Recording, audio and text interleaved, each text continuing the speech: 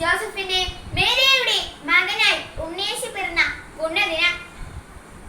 ലോകത്തിന് മുഴുവൻ സമാധാനത്തിന്റെയും പ്രത്യാശയുടെയും ആശംസയുമായാണ് ക്രിസ്തു പിറന്നത്. ക്രിസ്തു പിറന്നപ്പോൾ മാലാഖമാർ പാടിയത് അത്യുന്നതങ്ങളിൽ ദൈവത്തിന്റെ മഹത്വം, ഭൂമിയിൽ സന്മനസ്സുള്ളവർക്ക് സമാധാനം എന്നാണ്. ലോകമെമ്പാടുമുള്ള ജനങ്ങൾ എല്ലാ വർഷവും ഡിസംബർ 25-ന് ക്രിസ്മസ് ആഘോഷിക്കുന്നു.